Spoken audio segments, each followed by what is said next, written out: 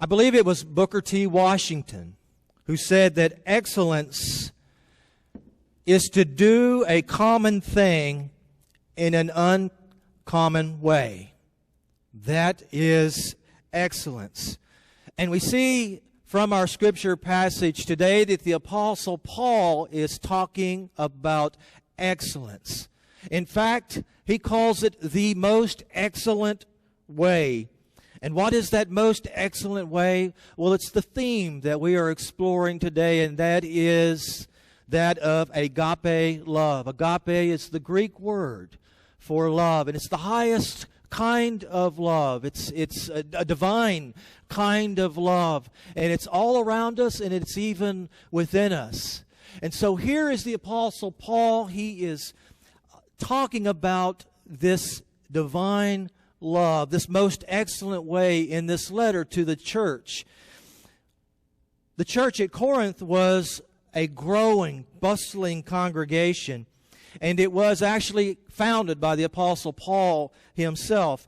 But like any church, guess what they were having? They were having some problems. Churches have problems. And so here is the Apostle Paul. He hears about this, and then he writes them this letter. And he says, you want to help dealing with what's happening in your church, what's happening in your life? I'm going to tell you about the most excellent way. And that's exactly what the Apostle Paul does, because here's this church. They're fighting with one another. They're spreading rumors and gossip, and they're backbiting one another. And they're split apart into little cliques, little groups, and they have many, many more problems. So this church needed help. And so here's the Apostle Paul. He says, this is the most excellent way, and I'm going to tell you what it is. And so what he does is he becomes very specific when he talks about what love is and what love is not. The first thing he tells us that love is not envious. Love is not boastful. Love is not proud. It's okay to be proud, but then pride. There's a sinful pride. He says that love is not that sinful kind of pride. He says love is not rude. Love is not self-seeking, that it's not all about us. He says that love is not easily angered. There is a place for a righteous indignation, for a righteous anger. But he says that love is not easily angered, where it goes into a sinful anger. He says that love keeps no record of wrongs. And so that's the kind of love that calls us to give up the grudges, all of the grudges. He says that love does not delight in wrongdoing or evil, but this kind of love, it rejoices in the truth. And then he goes on to say a lot more about love. He says love is patient. Love is patient. Love is kind. Love always protects. Love always trusts. Love always hopes. That love always perseveres no matter what. This is a love that never stops. It's a love that never quits. It's a love that endures through the best of times and through the worst of times. And you know, this kind of love, does it sound like it's easy?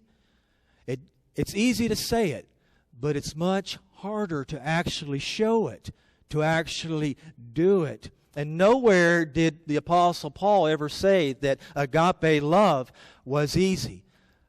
It's very difficult.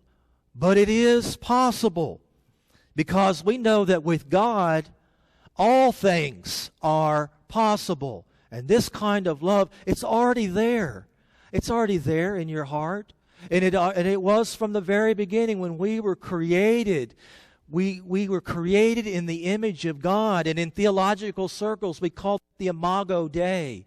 The Imago Dei is alive and well in you today, and that is the power of love that's in you.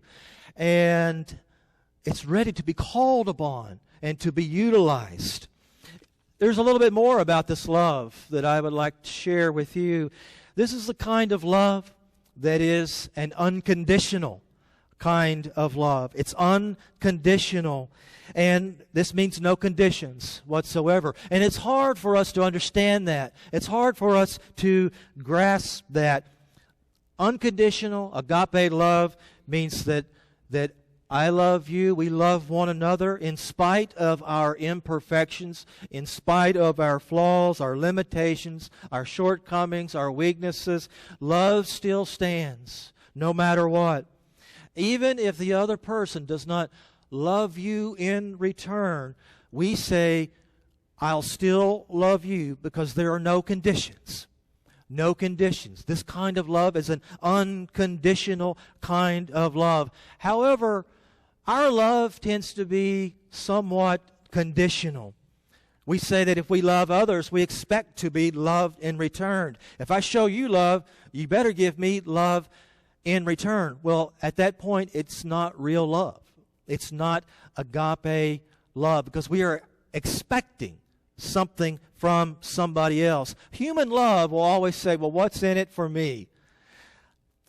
What am I going to get out of sharing love with you? You see, there are always conditions on a limited human love, but not with the most excellent way, not with this divine love, not with agape love.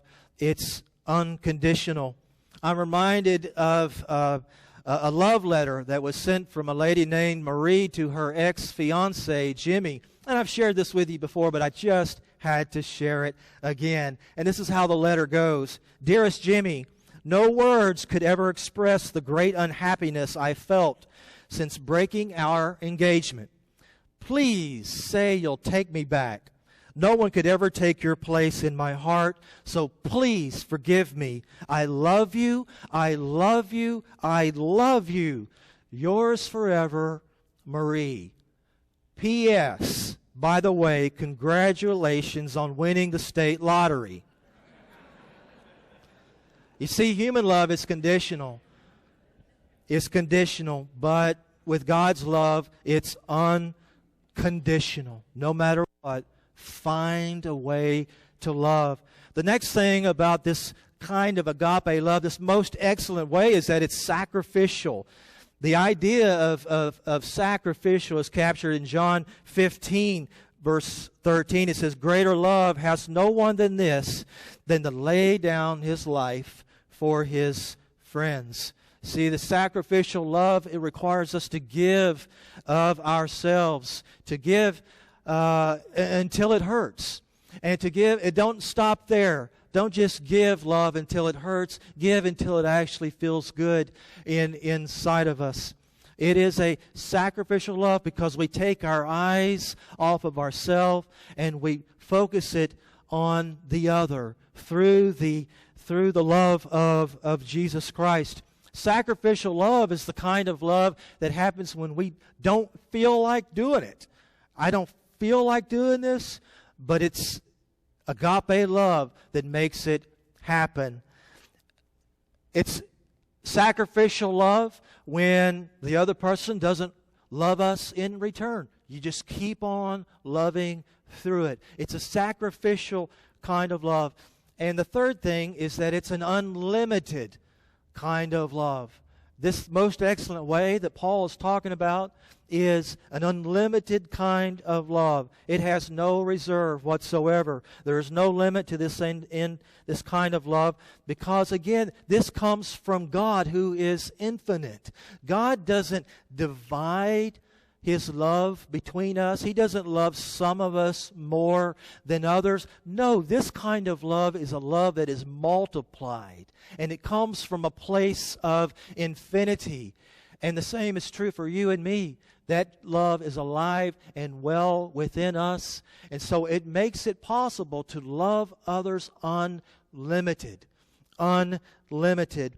You know, and that's one of the things that we as a church, you know, many churches these days they're not growing. They're having lots of issues, and we're wondering why. Many people are turning away from the church. Why is that?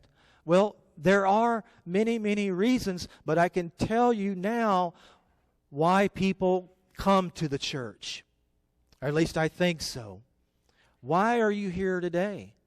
Why did you come today? Why do you keep coming back?